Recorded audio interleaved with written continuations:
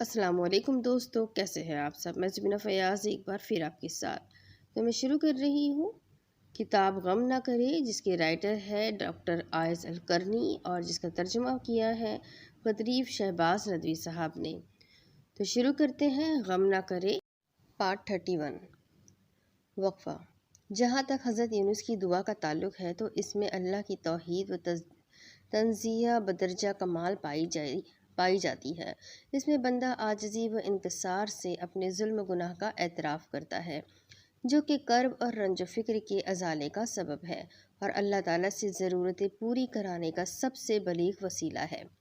क्योंकि तौहीद व तंज़िया में अल्लाह के लिए तमाम कमालात का अज़बात और हर नुक्स व ऐब और तमसील की नफ़ी है। अपने ज़ुल्म के एतराफ़ के मानी ये है कि बंदा शरअ और सवाब व अक़ाब पर ईमान रखता है और आजिज़ी से अल्लाह की तरफ रुजू कर रहा है, अपनी गलती मान रहा है और अपनी बंदगी और रब ताला के सामने अपनी मोहताजी का एतराफ़ कर रहा है। यानी इस दुआ में 4 उमूर यकजा हो गए: तौहीद, तंज़िया, अबूदियत और एतराफ़।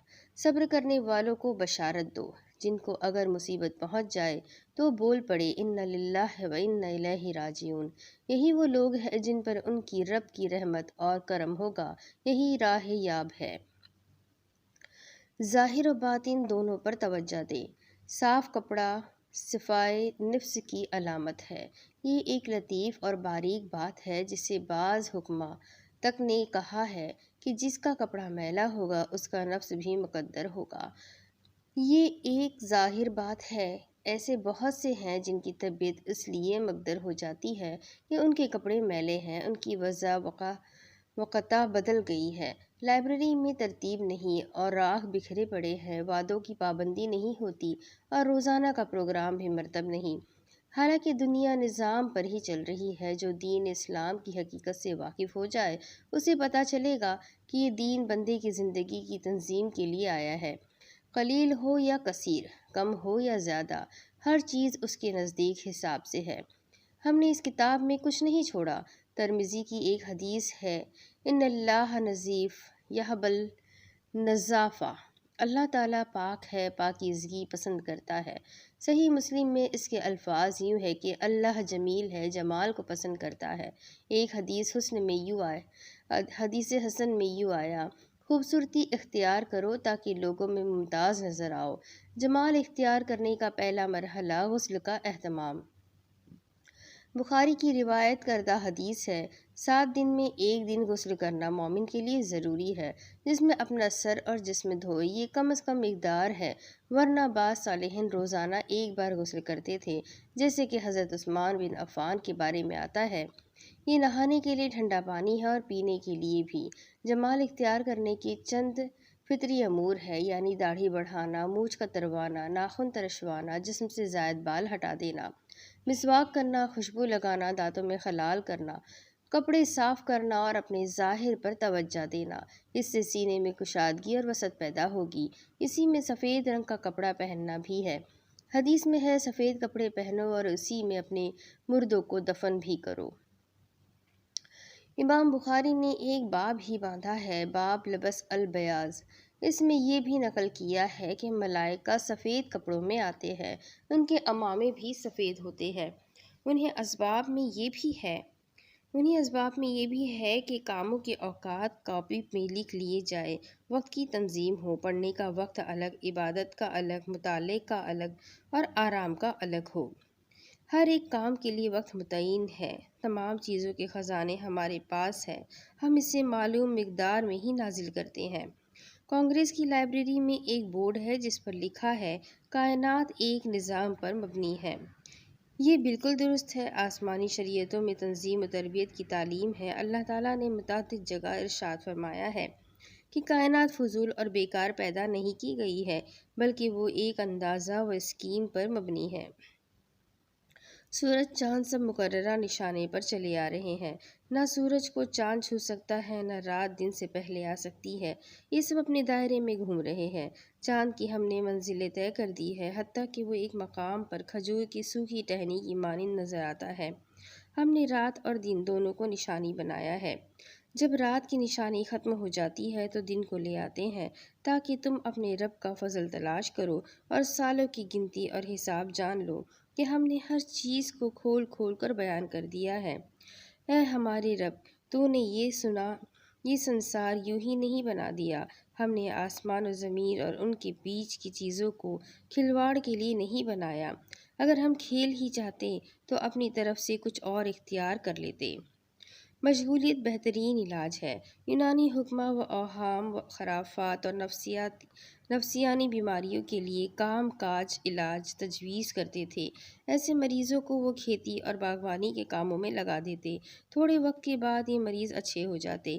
زمین کے اوپر چلت پھرت رکھو، کہہ دو کہ کام کرو۔ واقعہ یہ ہے کہ دستکار اور محنت کش سب سے زیادہ آرام و راحت سے رہتے ہیں۔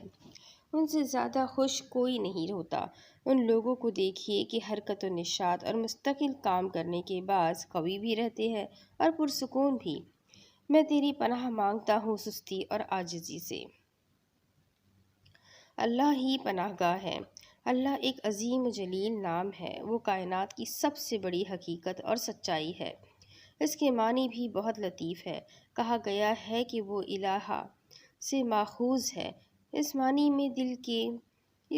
میں کہ دل اس کی طرف کھنچتے ہیں، اس سے محبت کرتے ہیں، اس سے راضی رہتے ہیں اور اسی سے سکون پاتے ہیں۔ اس کے بغیر کسی سے لو لگا کر دل کو کبھی امن، چین اور راحت نہیں مل سکتی۔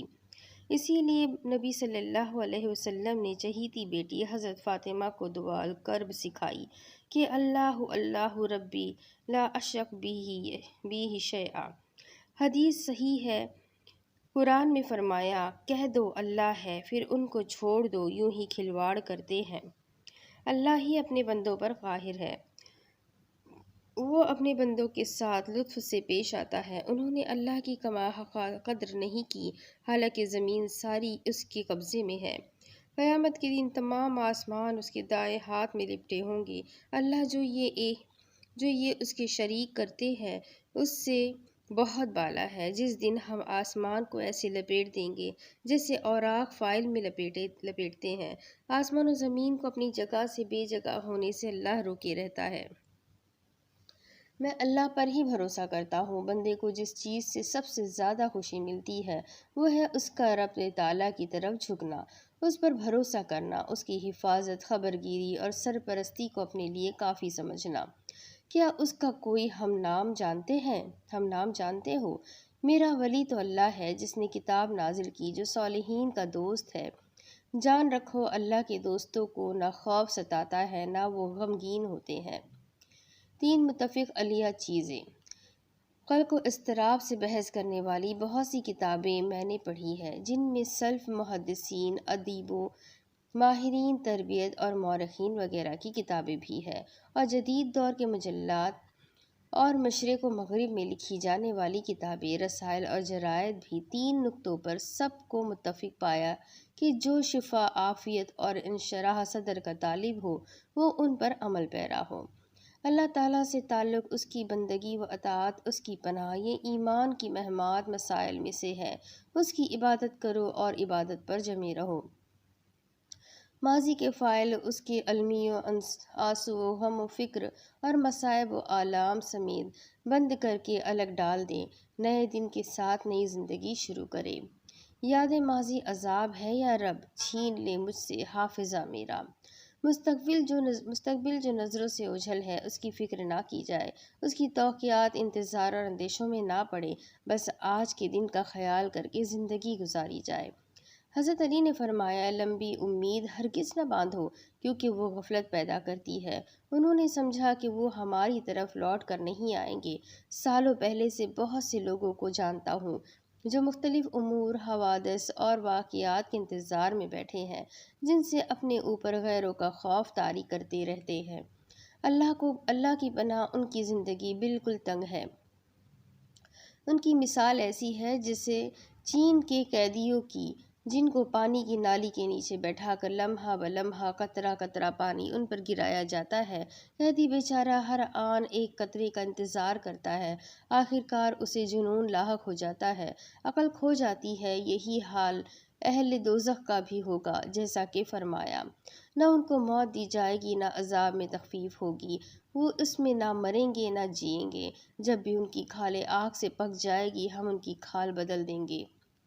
جو آپ پر ظلم کرے اس کا معاملہ اللہ کے حوالے کر دے، حشر کے دن جزا کے مالک کے پاس جانا ہے، اسی کے پاس تمام اختلاف کرنے والوں کی پیشی ہوگی۔ بندے کو عدل و انصاف کے بارے میں یہ کافی ہے کہ وہ ایسے دن کا انتظار کرے جس میں اللہ اولین و آخرین کو جمع کرے گا۔ اس دن کسی پر ظلم نہ ہوگا، فیصلہ کرنے والا تنہا اللہ ہوگا، گواہ فرشتے ہوں گے۔ قیامت کے دن ہم میزان رکھیں گے، کسی نفس پر کچھ بھی ظلم نہ ہوگا، رائی کے دانے کے برابر بھی عمل ہوگا تو ہم اسے لے آئیں گے اور ہم حساب کے لیے کافی ہے۔ کسرا اور ایک بڑھیا۔ ایرانی حکیم بزرگ چمہر نے ذکر کیا ہے کہ ایک ایرانی بڑھیا کے پاس مرغی تھی۔ اس کا جھوپڑا کسرا کے محل کے پڑوس میں تھا۔ اس نے دوسری بستی کا سفر کیا اور یہ کہہ گئی، اے رب، مرغی تیرے حوالے کرتی ہوں۔ جب وہ چلی گئی تو کسرا نے اپنے محل میں توسیع کے لیے اس کے جھوپڑے کو توڑ دیا۔ اس کے فوجیوں نے مرغی کو ذبح کر دیا۔ بڑھیا لوٹی اور آسمان کی طرف منہ کر کے کہنے لگی، میرے رب، میں تو غائب تھی لیکن تو کہاں تھا؟ تو اللہ نے اسے انصاف دلوایا اور اس کا انتقام یوں لیا کہ کسرا کے اپنے بیٹے نے باپ کو سوتے میں چھری سے قتل کر دیا۔ یہ اللہ اپنے بندے کے لیے کافی نہیں ہے؟ کیا اللہ اپنے بندے کے لیے کافی نہیں ہے؟ یہ آپ کو ان سے ڈراتے ہیں جو اللہ سے بہت کمتر ہے۔ ہمیں آدم کے 2 بیٹوں میں اچھے والے کا رویہ اختیار کرنا چاہیے، جس نے کہہ دیا تھا کہ میں تجھ پر دست درازی نہ کروں گا۔ حدیث میں ہے، اللہ کا مقتول بندہ بن جاؤ، قاتل نہ بنو۔ مسلمان کا مشن اور پیغام انتقام حسد اور کراہت جیسی چھوٹی چیزوں سے بہت بڑا ہے۔ احساس کمتری سے فائدہ بھی ہو سکتا ہے، تم اسے اپنے لیے شر نہ سمجھو بلکہ وہ تمہارے لیے بہتر ہے۔ بعض عبقری اس لیے بڑے ہوئے کہ انہیں کمتری کا احساس تھا۔